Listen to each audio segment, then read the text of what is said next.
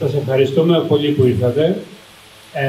Εγώ είμαι ο Φώτης ο Σαγώνας και Νεκτάριος, συγγραφέας και δημιουργός του παιχνιδιού σε συνεταιριστικές εκδόσεις στο Soul Twins που έχουμε βγάλει το Mythical Revolution. Αυτό που θα συζητήσουμε σήμερα είναι γενικά κάτι που ξεκίνησε πριν σχεδόν από 10 χρόνια, όπου τότε ο φίλος ο Βαγγέλης και η ιερότερα του χώρου μας, όσοι το γνωρίζετε, ήταν από τους πρώτους playtesters. Δουλεύαμε στην αρχαία Ελλάδα, είχε κάποιες ηρωικές φράσεις που μείνανε. Και ως δημοσιογράφος και αρχισυντάκτης στην Ανούμπης, προσφέρθηκε να συντονίσει τη σημερινή εκδήλωση. Οπότε, λεπτομέρειες για το παιχνίδι θα πω. Οι δύο φίλοι εδώ, και ο Διονύσης και ο Δημήτρης, που θα μιλήσουν για το παιχνίδι, δεν έχουμε συνεννοηθεί τι θα πούμε. Τους παρακάλεσα να έρθουν στην παρουσίαση έχοντας μια εμπειρία από τις παρουσιάσεις που έχουμε κάνει και από τα παιχνίδια. Οπότε θα σας μιλήσουν, θεωρώ, όσο μπορούν πιο αυθεντικά. Και τεχνικά θα κλείσω εγώ μετά για να θα απαντήσουμε και σε ερωτήσεις, αν έχετε, και σε λεπτομέρειες. Οπότε δίνουμε το λόγο στο Βαγγέλη. Ευχαριστώ, Φώτη. Να σας γνωρίσω λοιπόν εδώ και τους φίλους που είναι μαζί μας σήμερα εδώ σε αυτή την παρουσίαση. Εγώ είμαι ο Βαγγέλης Κράτσας, δημοσιογράφος, και έχω εδώ δίπλα μου τον Δημήτρη Μπάλιο, στην στην άκρη μας, ο οποίος είναι ένας πάρα πολύ γνωστός Game Master, έχει την Exodus Games, ένα πάρα πολύ ωραίο χώρο στην Αριστοτέλουσα, συστήνω οπωσδήποτε να πάτε, με πολύ όμορφα δωμάτια για να παίξετε RPG. Έχω επίσης εδώ δίπλα μου τον Διονύση Ζαφύρη, γνωστό GM επίσης. Τον Φώτη τον γνωρίζετε, φαντάζομαι, σας είπε και αυτό το λόγο για τον εαυτό του, είναι συγγραφέας, δημιουργός παιχνιδιών, έχει την εταιρεία Soul Twins, στην οποία έχει εκδώσει πάρα πολλά βιβλία και κόμιξ και RPG και μυθιστορήματα. Τα περισσότερα από αυτά, κυρίως τα πιο πρόσφατα, έχουν να κάνουν με ένα αγαπημένο του θέμα, για το οποίο θα του ζητήσω μετά να μας μιλήσει, τις επαναστάσεις, το οποίο είναι, θα έλεγα, το χαρακτηριστικό του, στο οποίο έτσι ασχολείται ιδιαίτερα τον τελευταίο καιρό. Ήταν να έρθει μαζί μας και η Γιώτα Ντρουτσοκούλου, γνωστή στον χώρο του LARP και του cosplay, δουλεύει στην εταιρεία Cerebral Productions, που ασχολείται επαγγελματικά και με το LARP και με το cosplay και με το RP. Είναι μεγάλη χαρά μου, αυτό θέλω να το τονίσω, που υπάρχουν πλέον στη χώρα μας τόσο πολλές εξειδικευμένες εταιρείες, χώροι και άτομα που έχουν εξειδικευτεί σε συγκεκριμένα κομμάτια του RP και του gaming. Παλιά δεν μπορούσαμε καν να ονειρευτούμε κάτι τέτοιο, και τώρα όχι μόνο έχουμε τόσο πολλούς role players, cosplayers, LARPers, όλα τα κομμάτια του gaming, αλλά έχουμε και εξειδικευμένες εταιρείες και χώρους που ασχολούνται με συγκεκριμένα κομμάτια αυτού του χώρου. Αυτό μου δίνει πραγματικά μεγάλη χαρά και ελπίζω να συνεχιστεί. Και βέβαια ένα by-product όλων αυτών είναι και η έκθεση Athens Tabletop, που δεν νομίζω ότι πριν από κάποια χρόνια μπορούσαμε να περιμένουμε ότι θα έχουμε στη χώρα μας μία έκθεση που να είναι αποκλειστικά αφιερωμένη στα επιτραπέζια παιχνίδια και στο role-play. Θα ξεκινήσω να δώσω το λόγο πρώτα στο Φώτη να κάνει μία εισαγωγή, να μας πει δύο λόγια για την καινούργια του δουλειά που βγήκε πρόσφατα και στο Kickstarter, και να του κάνω και το πρώτο ερώτημα που θα ήθελα να μας απαντήσει, πώς και ασχολήθηκε τόσο πολύ και τόσο έντονα με το θέμα των επαναστάσεων ανά τον κόσμο, το οποίο δεν το έχω δει σε παγκόσμιο επίπεδο άλλων δημιουργών αφιερώνεται τόσο πολύ σε αυτό το κομμάτι και θα μας πει δύο λόγια πάνω σε αυτό. Φώτη, έχεις το λόγο. Ευχαριστώ πολύ, Βαγγέλη. Είναι μεγάλη μου χαρά.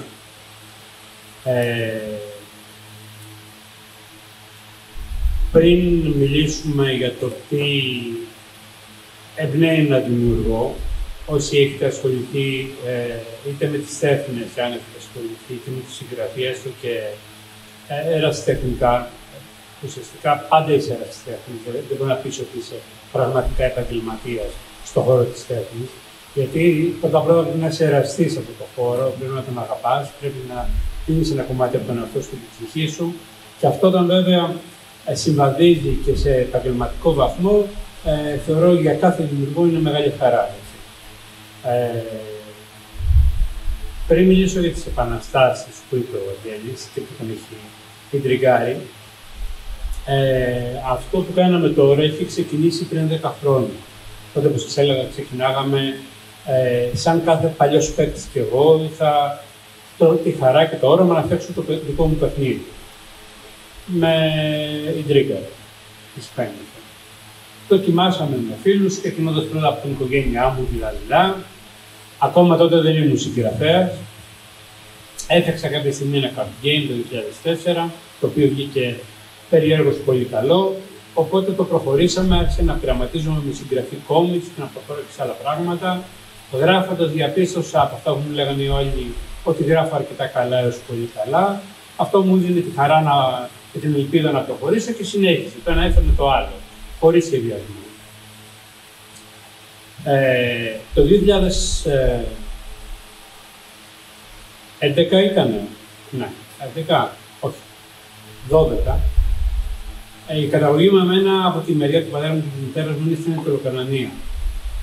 Το 2012 το καλοκαίρι, στην Ινωθάλασσα του Μεσολογγίου, υπήρχαν πολύ έντονα γεγονότα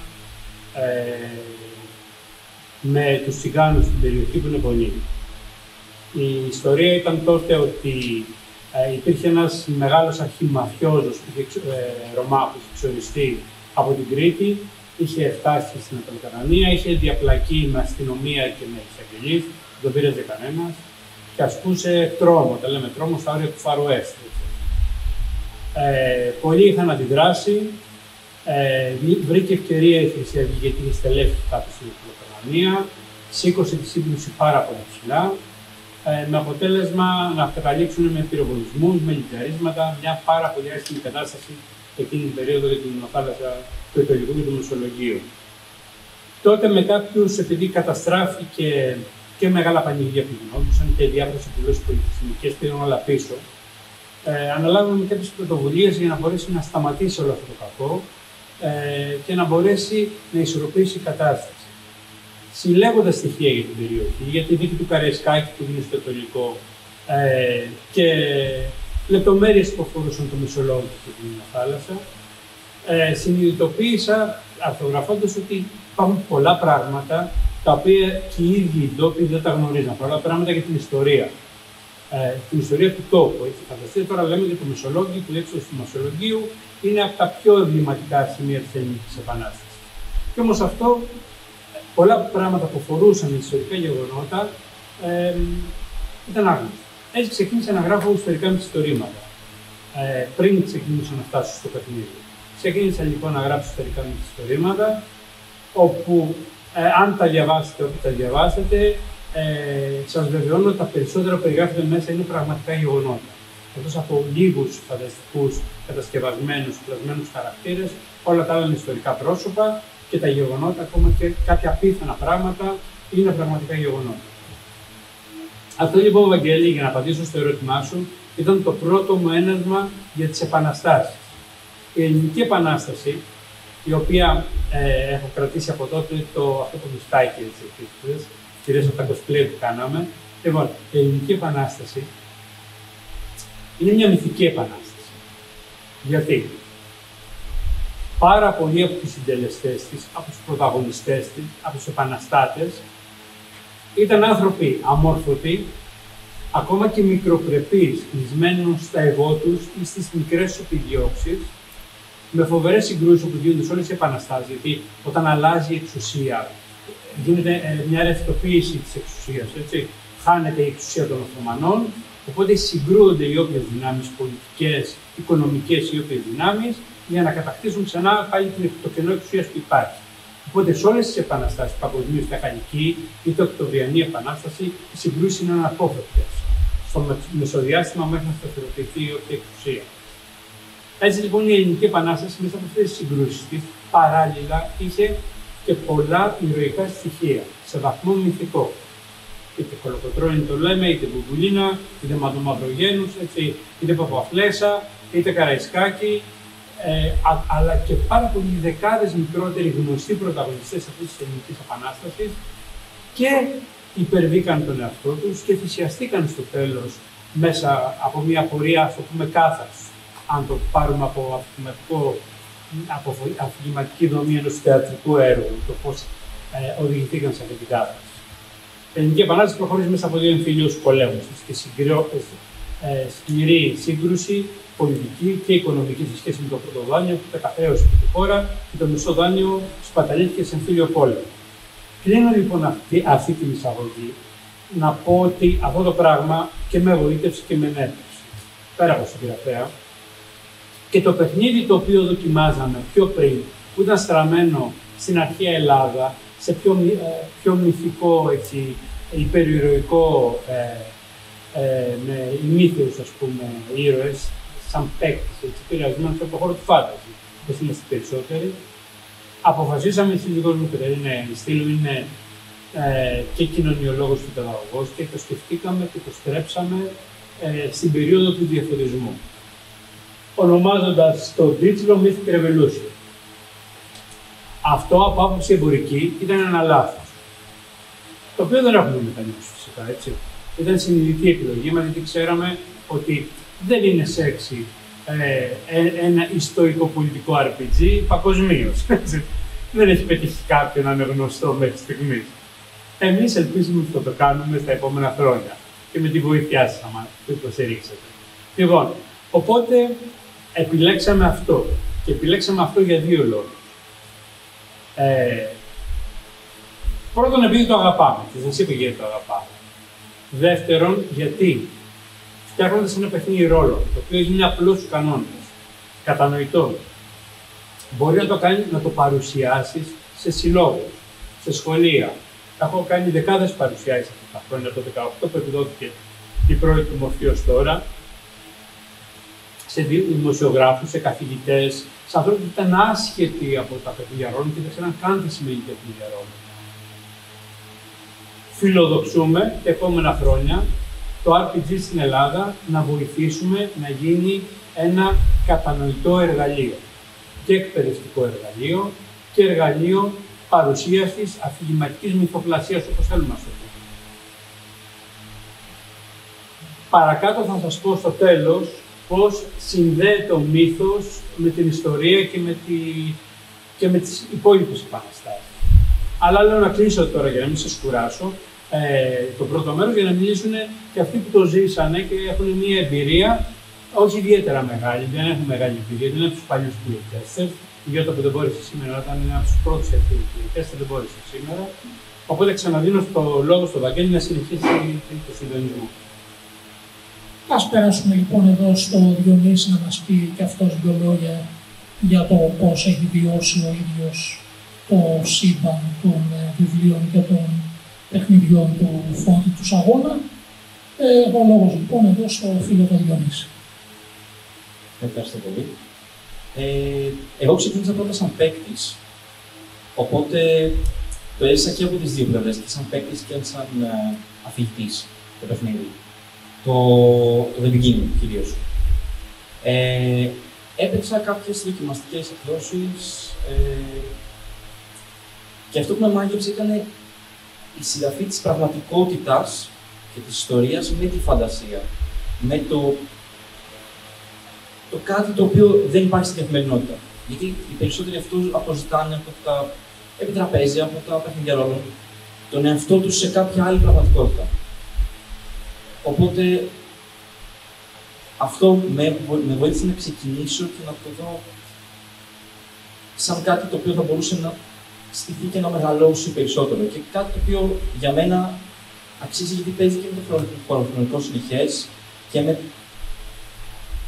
τα πραγματικά ιστορικά γεγονότα τα οποία πολλοί κόσμος δεν τα ξέρει, όπως είπε και ο Φώτης. Είναι πράγματα τα οποία εκεί μέσα αναφέρονται πράγματα που δεν τα ξέρει ο κόσμος.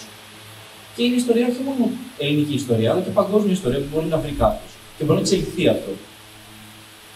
Αυτή η ιστορία, αυτή η εξέλιξη στην ιστορία των παιχνιδιών ρόλων είναι που θέλω εγώ να ακολουθήσω και αυτό να είμαι εκεί. Και παίζοντας και σαν αφηγητής πλέον, είδα και τη μαγεία πίσω από το να μπορέσει να έχει μια ελευθερία, αλλά και να το στήσεις με ιστορικές γνώσεις. Να το εμπλουτίσεις, να δώσεις κάτι παραπάνω στους παίκτες. Όποιο επίπεδο κι αν είναι. Οπότε για μένα αυτό είναι η μαγεία του. Εγώ αυτό θέλω να τονίσω. Ότι έχει μια μαγεία την οποία δεν την έχουν άλλα παιχνίδια ρόλων που έχω εγώ συναντήσει. Σαν παίκτης και σαν αφηγητής Game Master. Και θα κλείσω με αυτό, θα είμαι πολύ σύντομος, ότι θέλω αυτή η ευκαιρία να δοθεί στην εξέλιξη και στο να δούμε περισσότερα πράγματα και από το Φώτη και από τις ιστορίες που έχουμε να πούμε. Ευχαριστούμε πολύ. Ας πάμε και στο Δημήτρη, που έχει και ένα ιδιαίτερο ενδιαφέρον γνώμη, γιατί είναι και επαγγελματίας στον χώρο, έχει τα δικά του game rooms, οπότε έχει ένα λόγο παραπάνω έτσι να μας δώσει την άποψή του για το εγχείρημα του Φώτη. Ο λόγος σε σένα. Ευχαριστώ. Καταρχήν να ξεκινήσω με το τελευταίο. Θα συμφωνήσω με το Φώτη ότι επαγγελματίας ένας άνθρωπος ο οποίος ασχολείται με την τέχνη δεν μπορεί να θεωρήσει κάποια στιγμή τον εαυτό του. Δηλαδή, νομίζω ότι ένα μεγάλο κομμάτι, ειδικά όταν κάποιος κάνει τέχνη, είναι ότι βάζει το νεράκι του μέσα. Και αυτό είναι που θέλω να προσθέσω για το Φώτη, το οποίο με ευχαριστώ πάρα πολύ για την πρόσκληση εδώ πέρα να μιλήσουμε. Είναι ένας άνθρωπος που βάζει πάρα πολύ νεράκι σε αυτό το οποίο κάνει. Πέρα το ότι ξεκινάει το πάθος του από τον τόπο από τον οποίο έρχεται και τι προέκυψε και μια πραγματική πολιτική ανάγκη, η οποία δεν έχει ιδιαίτερη σημασία όταν μιλάμε για το πλαίσιο των τέλειων άμεσα. Θα επιστρέψω σε αυτό. Αλλά είναι το ότι ο τρόπος με τον οποίο έστησε το Kickstarter, αυτά τα rewards τα οποία έβαλε, το ότι ήθελε να είναι τα πάντα μέσα στο παιχνίδι, να είναι η ωραία εμπειρία να φανεί ότι έβαλε την ψυχή του μέσα. Αυτό είναι ουσιαστικά που το κάνει και πάρα πολύ όμορφο. Πέρα από τα κομμάτια του gameplay, στα οποία μπορεί ενδεχομένως κάποιον να ενδιαφέρεται, πολύ σύντομα να πω σε αυτό το κομμάτι, δεν είχα την τύχη να το δω σαν αφηγητής. Το έχω δει σαν παίκτης 2 ή 3 φορές, νομίζω. Ναι, 3 πρέπει να ήταν. Δυστυχώς, καμία από τις 3 σε υψηλά level. Ήμασταν πάντα χαμηλά, οπότε είδαμε τα πολύ βασικά mechanics. Αυτό το οποίο γίνεται πολύ σημαντικό στο παιχνίδι και το καταλαβαίνεις εύκολα είναι η σημασία του fate, ας το πούμε έτσι, της τύχης, περισσότερο της έννοιας του πεπρωμένου και της πνευματικότητας, το οποίο αυτό είναι που γίνει, θεωρώ, και το μυθικό κομμάτι της Επαναστάσης, για να κολλήσει και το όνομα που δεν είναι σεξι. Οπότε καταλαβαίνεις ότι δεν είναι τόσο από την άποψη όπως όλα τα υπόλοιπα συστήματα με φαντασία που βλέπουμε, που έχουν κάποια μαγεία, κάποια σύνδεση με τον Θεό. Είναι περισσότερο κάτι εσωτερικό που βλέπεις μέσα στο χαρακτήρα να εκφράζεται στο χαρακτήρα, στο φίλο χαρακτήρα.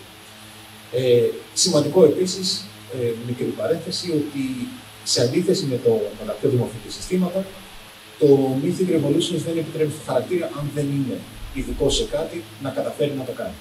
Κάτι το οποίο το έχουμε συνηθίσει πολλές φορές, επειδή πάει κάτω στο ζάρι, τέλος πάντων. Το αν θα πετύχει κάτι ή όχι, είναι πιθανό να μην είναι ο χαρακτήρας σου ειδικό σε κάτι και αν θέλει ένα καλό ζάρι να το πετύχει. Το Mythic Revolutions σου λέει όχι σε αυτό. Άμα δεν μάθει, δεν ξοδέψει χρόνο και κόπο στο να μάθει κάποια τέχνη, κάποιο εργαλείο, κάποιο κείμενο, οτιδήποτε, δεν θα μπορέσει ο χαρακτήρας να το κάνει. Οπότε είναι ιδιαίτερα από αυτή την άποψη.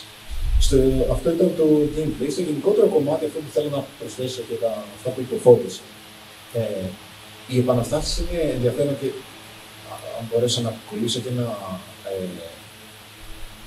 ένα στοιχείο τέλος πάντων το σπουδών, το οποίο πλέον δεν το εκφράζω πάρα πολύ και δεν το εξέφρασε και ο Βαγγέλης πολύ σωστά, θεωρώ. Έχω κατά κάποια έννοια πολιτικός επιστήμονας. Οπότε αυτό που θέλω να πω για τις επαναστάσεις είναι το ότι εκφράζουν ουσιαστικά ένα ρήγμα στην ανθρώπινη ιστορία, το οποίο ουσιαστικά είναι το τέλος μιας εποχής και αρχή μιας άλλης. Είτε είναι επιτυχημένες είτε αποτυχημένες. Δεν έχει ιδιαίτερη σημασία αυτό. Αλλά το ιδιαίτερο με τις επαναστάσεις, αντίθετα με αυτό το οποίο μαθαίνουμε στην ιστορία, είναι ότι δεν είναι μια στιγμή, είναι μια διαδικασία, η οποία μπορεί να ξεκινάει αρκετά πιο πριν και να διαρκεί και αρκετά αργότερα από το σημείο, τη στιγμή την οποία εμείς ορίζουμε ότι τότε είναι η επανάσταση. Το τρίπλο αυτό το οποίο κάνει και το Mythic Revolutions πάρα πολύ επιτυχημένο είναι ότι παίρνει αυτή τη διαδικασία και κάνει ένα zoom μέσα στο χαρακτήρα. Και βλέπουμε αυτές τις διαδικασίες, τις αντιφάσεις, τις σκέψεις, οι οποίες από μια γενικότερη ιστορική οπτική μπορούν να εκφραστούν σε μια πιο συγκεκριμένη προσωπική σκέψη. Και αυτό είναι κάτι το οποίο αργά ή γρήγορα αναγκάστηκε ο παίκτης, ο οποίος υποδίεται ένα χαρακτήρα σε μια συγκεκριμένη ιστορική περίοδο, να το κάνει. Διότι καταλαβαίνει πως ο κόσμος γύρω του σκέφτεται και δρά με έναν συγκεκριμένο τρόπο, άρα και αυτό είναι η ουσία του roleplay, μπαίνει και ο ίδιος στη θέση να σκεφτεί το χαρακτήρα του μέσα σε μια διαδικασία, σε μια χώρα, σε μια κατάσταση η οποία αρχίζει να αλλάζει και αρχίζει να αμφισβητεί το πώς ήταν μέχρι στιγμής τα πράγματα. Είτε επιλέγει ο χαρακτήρας να είναι από τη μία πλευρά, αυτή την οποία έρχεται στην αλλαγή, είτε να είναι στην άλλη πλευρά τη συντήρηση συνήθως. Το Mythic Revolutions θεωρώ ότι το κάνει πάρα πολύ επιτυχημένο αυτό. Ίσως ενδεχομένως να έχει να κάνει το πόσο επιτυχημένα μπορεί να περάσουν τόσους χαρακτήρες και με την ποιότητα του αφηγητή. Αλλά εγώ είμαι τυχερός, ο αφηγητής μου ήταν πάντα ο Φώτης, οπότε δεν είχα κανένα θέμα σε αυτό. Οπότε αυτό ήταν το κομμάτι που ήθελα να πω γενικότερα. Εκτιμώ πάρα πολύ και το Mythic Revolutions σε παιχνίδι και το Φώτη και αυτά τα οποία ετοιμάζονται τώρα να κάνουμε. Δεν ξέρω αν σας έχει πει ο Μέξ που θα σας πει. Αλλά έχει και έναν τρόπο να μένει τέλος πάντων και το παιχνίδι και ο ίδιος ο Φώτης στη σκέψη των ανθρώπων που τον έχουν συναντήσει, διότι έχουν και το Kickstarter, δηλαδή το βιβλίο που για το Kickstarter στο μαγαζί. Οπότε, σε όποιον λέει ότι αυτό είναι το Mythic Revolutions, αυτό που με ρωτάνε όλοι είναι «Α, και είχε εκείνος ο τύπος με το συγκρατό μισθάκι, ντυμένος επανάσταση 21 στο Fantasy Festival». Λέω «Ναι, μπράβο αυτός». Οπότε, εκεί πέρα είναι που βγάζει και το δικό του στοιχείο, το προσωπικό του στοιχείο πάνω σε αυτό το παιχνίδι. Και αυτό είναι που το κάνει και πάρα πολύ όμορφο. Αυτό ήθελα να πω, ευχαριστούμε πάρα πολύ. Ξαναδώσω το λόγο στο Φώτη το Σαρούνα, να μας πει δύο λόγια βασικά για το ποια προϊόντα του παιχνιδιού αυτή τη στιγμή είναι διαθέσιμα, γιατί υπάρχουν αρκετά βιβλία που έχουν εκδοθεί, οπότε νομίζω καλό είναι να εξηγήσουμε λίγο στον κόσμο τι ξεχωριστό υπάρχει, που διαφέρει κάθε μία από τις εκδόσεις που έχεις κάνει μέχρι τώρα και να μας πεις και δύο λόγια για τα μελλοντικά σου σχέδια. Ευχαριστώ πολύ, Βαγγέλη. Αν και θα ήθελα να ακούσω και δύο λόγια από σένα τα πρώτα χρόνια του playtesting εδώ που το ξεκινήσαμε. Ευχαριστώ. Μετά. Λοιπόν, βλέπετε πίσω, το The Beginning είναι το νέο βιβλίο που εκδόθηκε τώρα στο Kickstarter, την εφησούλα αυτή, το οποίο πέτυχε η καμπάνια, το είχαμε πάει ως PDF, γιατί δεν έχουμε, ως εκδόσεις και εγώ ως δημιουργός, δεν έχω καλή σχέση με τα social media και είναι μεγάλο μειονέκτημα, ειδικά όταν αυτό να αποτανθείς στον χώρο του Kickstarter, που είναι ένας ωκεανός πληροφοριών για να μπορέσει να πετύχεις. Οπότε το ξεκινήσαμε, πέτυχε στο PDF, εκδόθηκε, τώρα το έχουμε και τυπωμένο. Αν σας ενδιαφέρει, το έχουμε εδώ πέρα και στο τραπεζάκι μας, όπως βγαίνουμε από εδώ, δεύτερο, τρίτο τραπεζάκι αριστερά είμαστε. Λοιπόν, το οποίο είναι οι κανόνες του παιχνιδιού σε απλή μορφή, ώστε μπορεί και ένας άσχετος σχεδόν να μπορεί να παίξει. Άσχετος, παντελώς άσχετος δεν μπορεί, αλλά με ελάχιστη εμπειρία στην παιχνίδια ρόλων. Και μια σχετικά μεγάλη περιπέτεια εισαγωγική μέσα στο βιβλίο, που είναι Αμερικάνικη Επανάσταση, Ελληνική Επανάσταση και Λόρδος Βύρωνας. Καθότι φέτος έχουμε τα 200 χρόνια και είπαμε να τον τιμήσουμε. Έχουν προηγηθεί και άλλες εκδόσεις, δεν θα μείνω σε αυτά, ούτε στα μυθιστορήματα τα ιστορικά. Μπορείτε να τα ψάξετε στο site μας. Είναι Hypercosmos D6, είναι το πάνω λογότυπο και θα σας εξηγήσω για ποιο λόγο το Hypercosmos. Αυτό που κάναμε και αυτό που κάνουμε στο παιχνίδι και θεωρώ ότι είναι καινοτόμο στα παιχνίδια ρόλων, είναι ότι σε διαφορετικούς κόσμους, σε διαφορετικά timeline, οι ήρωες της ίδιας ομάδας, των ίδιων παιχτών, μπορούν να συντονίζονται πνευματικά και να επηρεάζουν λίγο ή και περισσότερο τους ήρωες του ίδιου παίκτη, της ίδιας ομάδας από άλλο timeline. Με λίγα λόγια, η ιδέα του υπερκοσμού είναι ότι πέρα από την ιστορία ή πέρα από το μύθο ή τη μυθοπλασία, υπάρχει ένας πιο πραγματικός κόσμος, ένας υπερβατικός κόσμος που τον ορίζουμε ως υπέρκοσμο και συνέχεια όλα τα υπόλοιπα. Ώστε είτε σε παράλληλους κόσμους, είτε σε άλλες διαστάσεις, σε αιθαίες διαστάσεις, σε νεαριόκοσμους, σε σκοτεινές αστικές διαστάσεις, σε ανώτερα πεδία, να μπορούν να παίζουν οι παίκτες και να μπορούν να παίζουν οι ήρωές τους. Αυτό που έχουμε αφομοιώσει, γιατί δεν τα έχω γράψει όλα μόνος μου, είναι εκατοντάδες ώρες playtesting, έχουν συμβάλει πάρα πολλοί παίκτες και έμπειροι αφηγητές σε αυτό που έχει βγει ως αποτέλεσμα, είναι ότι έχουμε ενσωματώσει την κύρια μυθολογία που υπάρχει στις μεγάλες θρησκείες, στον παγανισμό, αλλά και σε όλες τις θρησκείες και στον εσωτερισμό και στον μεταφυσισμό, και όλα αυτά τα έχουμε ενώσει στον χώρο της φαντασίας, λέγοντάς τα και με την ιστορία. Θα μου πείτε πώς γίνεται αυτό. Πιστεύω γίνεται. Δηλαδή, βλέποντας τα αποτελέσματα πια, γιατί μπορεί να πει κάποιος ότι αυτό πρακτικά δεν γίνεται, γίνεται, χωρίς να φτάνει ούτε στα όρια του γελίου, ούτε στην ανοησία, ούτε στο να βιάζει την ιστορία. Σεβόμαστε την ιστορία, σεβόμαστε την πίστη των ανθρώπων, σεβόμαστε τον ανθρώπινο πολιτισμό και τη φιλοσοφία και ακριβώς όλα αυτά τα ζυμώνουμε αφηγηματικά ώστε να μπορεί να γίνει ένα καλό αποτέλεσμα. Έτσι λοιπόν στο The Beginning έχουμε μια ιστορία που παίζει σε 3 διαφορετικά timeline. Θα σας την πω και να την παίξετε, δεν έχει σημασία να είστε προετοιμασμένοι. Οι πρώτοι ήρωες, γιατί οι ήρωες αρχικά δεν έχει κλάσει, έχει αρχέτυπα, τα οποία εκδηλώνονται ως ήρωες. Οι πρώτοι ήρωες λοιπόν είναι στο μαύρο τάγμα του Ουάσιγκτον το 1778, σε μια πιο κρίσιμη στιγμή της Αμερικανικής Επανάστασης, που κοντεύει να καταρρεύσει. Έχουν χάσει τη Νέα Υόρκη, από τους Βρετανούς, έτσι. Έχουν χάσει την πρωτεύουσά του στη Φιλαδέλφια. Ο Ουάσιγκτον έχει στρατοπεδεύσει μέσα στα χιόνια 20 μίλια έξω από τη Φιλαδέλφια με το στρατό του, ο οποίος έχει δεχτεί ήδη αρκετές ήττες.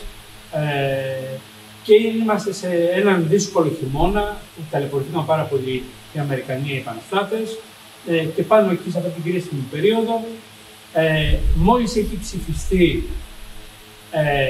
η απελευθέρωση των μαύρων και η ισότιμη αντιμετώπιση των μηγάδων, των Ινδιάνων μηγάδων ή μεικτών μαύρων Ινδιάνων μηγάδων.